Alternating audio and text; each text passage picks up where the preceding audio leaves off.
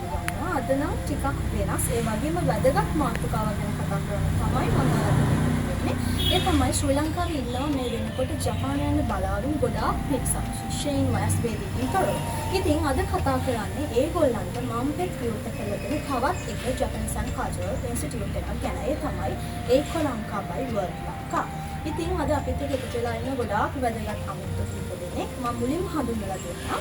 ඒ තමයි අපේ ඒක ලංකා කියන ඉන්ස්ටිටියුට් එකේ චෙයාර්මන් මිස්ටර් යෝෂිනාකා ඔබ සාදරයෙන් පිළිගන්නවා. ඒ වගේම අපිට කියනවා වර්ල්ඩ් ලංකාහි අධිපති මිස්ටර් සමත් ඔබවත් ආදරයෙන් පිළිගන්නවා.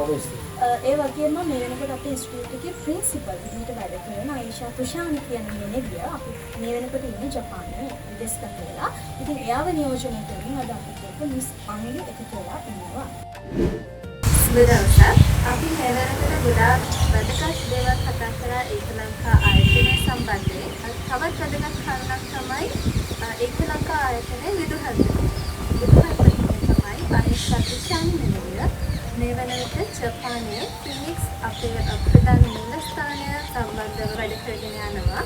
එහිදී එතුමිය ජපානයේ ස්ටාෆ් එක කියන්නේ තව කට්ටිය සමග එකතු වෙලා ජපානයේ තියෙන සංස්කෘතිකමය බැඳීම් සියලු දේවල් දැනුම සියලුම දේවල් ලංකාවේ අපේ තන ඒක ලංකා ආයතනය සමග සම්බන්ධ වීමට බලාපොරොත්තු වෙන සම්බන්ධ වෙලා සිටින සියලුම දෙනාට දෙන්න සූදානම් වෙලා සිටිනවා. මෙතුමිය සතියට දවස් 3ක් දැනට ඔන්ලයින් මාර්ගයෙන් පන්ති පවත්වාගෙන යනවා සහ විශේෂ කරුණක් තමයි මෙම පන්ති පවත්වාගෙන ගිහිල්ලා ක්වොලිෆයි වුණ තව ඉදිරියට ගිහිපු සිසුවියන් සිසුන් සඳහා තව ස්පෝකන් පන්තියක් ඒ කියන්නේ කතික පන්තියක් විශේෂ පන්තියක් පවත්වන අය තීරණය කර තිබෙනවා.